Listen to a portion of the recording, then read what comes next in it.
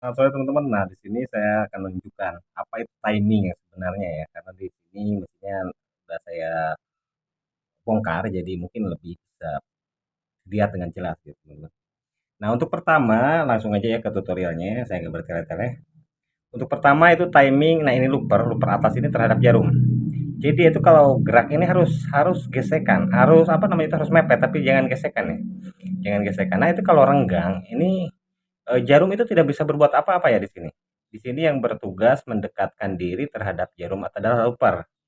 Bisa kalian bautnya di sini ya, bisa dicopot dulu, dilonggarkan maksudnya, terus diatur-atur, geser. Kalaupun masih nih, misalnya si looper ini masih terlalu renggang, jauh terhadap jarum misalnya. Nah, pas gitu tuh jauh terhadap jarum, apa namanya itu, kalian bisa diturunkan seperti ini ya, turunkan seperti ini si looper, terus kalian jepit aja pakai tang, jepit pakai tang, terus didorong, didorong mendekati ke jarum, didorong, dipelintir sedikit mendekati arah jarum. Kalau ini renggang ya teman-teman. Kalau dia mepet terlalu mepet ke jarum ya ya arahnya sebaliknya. Kalian seperti tadi sama jepit lalu arahkan ke arah luar sini. Apa namanya itu ke arah luar ke arah sini supaya sedikit menjauh jarum. Kalau dirasa ini dari posisi bautnya udah pas. Patokannya ini harus mepet, tapi ini terutama di bagian kepala ini ya. Looper ini ada bagian menjendol di sini. Ini jangan sampai gesekan ke jarum, tapi harus mepet ya, sama itu. Yang kedua, jarum terhadap looper bawah. Ini teman-teman bisa cek. Nah, ini looper bawah. Nah, ini di saat jarum berdekatan ini sejajar dengan looper, dia itu juga harus mepet, teman-teman. Harus mepet looper ini terhadap jarum. Nah, di sini juga jarum tidak bisa berbuat apa-apa, yang bisa mendekatkan diri terhadap jarum adalah looper ini. Nah, untuk looper ini kalian bisa cek di sini ada baut ya. Nah, di sini ada baut. Ini bisa dilonggarkan, teman-teman. Ini bisa dilonggarkan seperti ini ya prosesnya. Kalian bisa putar ke arah kiri, nah seperti ini.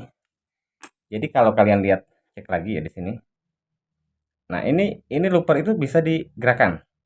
Dia dekatkan ke jarum tapi jangan gesekan ya. Jangan gesekan. Pertama itu jarum terhadap kedua looper. Nah, sekarang jarum terhadap sesama looper. Saya ceknya di arah mana ya supaya kalian bisa cek lihat dengan jelas. Nah, di sini aja. Ini looper ini selain bisa digeser apa namanya itu kiri kanan, dia juga bisa maju mundur teman-teman. Bisa misalnya seperti ini.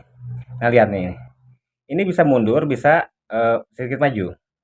Jadi looper ini, nah ini looper ini harus masuk itu di bawah kepala ini. Di kepala looper ini ya, harus harus di bawah. Jadi kalau kalian rasa ini benturan ya, ini selalu sejajar.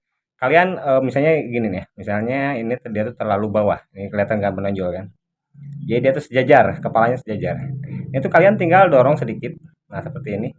Jadi si looper ini harus pas di bawah kepala looper ini ya. Jadi kalau masukin, nah seperti ini. Nah, seperti ini. Jadi di bawah kepala.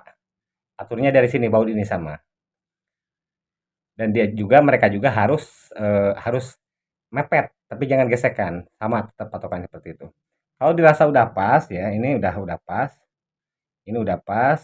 Misalnya kepala looper ini jatuhnya di bawah kepala ini, di bawah kepala ini ya. Terus mepet juga terhadap jarum ini juga udah mepet.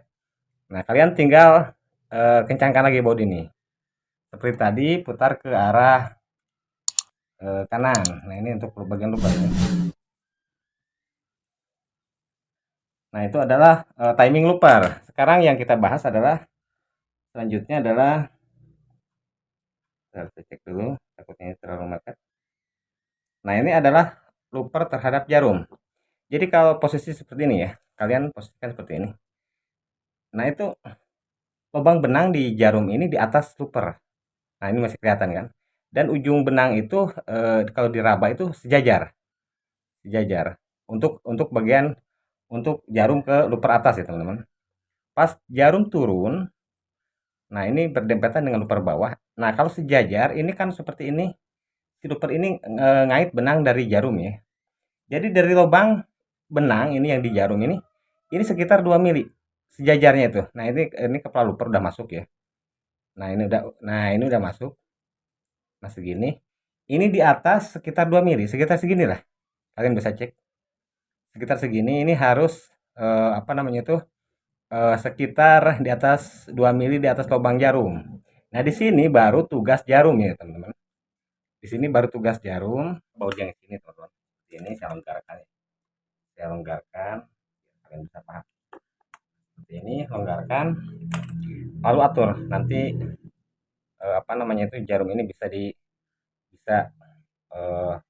bisa diputar-putar, arah lubangnya itu harus lurus ya, awas jangan kebalik. Dan ini ada memanjang dari atas ke bawah, itu arah depan. Arah depan awal kita masuk benang. Yang alur memanjang atas sampai atas ke bawah ini kan. Nah, kalau ada yang cowakan kecil di bawah, ini jadi jarum, ini arah arah di dalam. Nanti dia kena ke looper. Nah, itu pokoknya patokannya yang arah memanjang dari atas nih ke bawah, ada arah depan, arah kita masuk benang. Nah, seperti itu jadi kalian bisa di saat posisi looper jarum itu paling atas.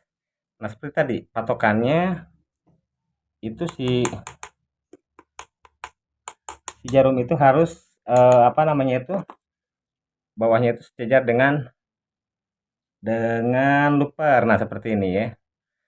Nah, setelah itu kalian kencangkan. Ini untuk timing jarum ya, teman-teman. Nah, ini dianggap udah pas ya untuk yang ke atas, untuk yang ke looper atas sudah pas nih jarumnya. Nah, pas gini udah pas, ya udah pas. Nah, tinggal kalian cek. Oh, pas turun. Nah, oh ini juga udah pas nih misalnya. Jadi lubang yang benang yang di bawah jarum ini pas sejajar dengan ujung looper ini dia masih di bawah 2 mili. Di bawah ujung looper. Nah, seperti itu adalah timing yang tanggung jawab dari jarum. Nah, terakhir nih teman-teman ya. Kalian bisa cek mana ya posisinya. Nah, ini posisi looper di saat dia posisi paling mundur seperti ini. Ini bisa aja kadang-kadang ada mesin yang loopernya itu mundurnya tuh cuma sedikit arah mengambil benang untuk ke jarumnya segini misalnya ancang-ancangnya. Jadi nggak bisa mundur jauh seperti ini. Nah, nggak bisa. Nah, ini lihat ujung looper ini tidak bisa terlalu jauh dari jarum. Nah, ini salah sebenarnya. Jadi kalau posisinya terlalu mepet seperti ini, nah salah. Jadi posisinya kalau harus ancang-ancang itu idealnya tuh sekitar 2 mili. Nah, ini bisa diatur dari baut ini, teman-teman. Jadi ancang-ancang looper ini ngambil benang dari jarum harus segini, sekitar 2 mili ya. Sekitar 2 mili. Kalau terlalu dekat, kalian itu bisa ngatur dari sini, teman-teman. Di sini ada baut kan. Ada baut. Jadi kalian itu bisa longgarkan baut sini. Nah, saya geser dulu kameranya. Nah, kalian bisa longgarkan baut sini. Nah, ini longgarkan, teman-teman. Itu supaya mendapatkan timing looper ini supaya pas ya, supaya jauhnya itu pas dengan dekat seperti ini. Kalian bisa longgarkan langsung dorong ya. Nah, seperti itu. Dorong dan itu pasti menjauh. Tapi jangan dengan patokan kalau posisi ini paling paling tinggi ya. Jangan terlalu mepet juga nanti seret ya. Jadi kelihatan masih ada jarak nih. Di sini masih ada jarak. Di sini masih ada jarak dan ini udah didorong, udah hampir mentok lah. Ini didorong angka 8-nya hampir mentok. Dan ini pasti menjauh. Ini pasti menjauh segitu. Nah, setelah itu baru kencangkan. Nanti hasilnya maksimal untuk anyaman di mesin obrasnya. Sekian teman-teman untuk video timing terbaik di mesin obras ini. Semoga bisa diambil manfaatnya untuk kalian. Wassalamualaikum warahmatullahi wabarakatuh.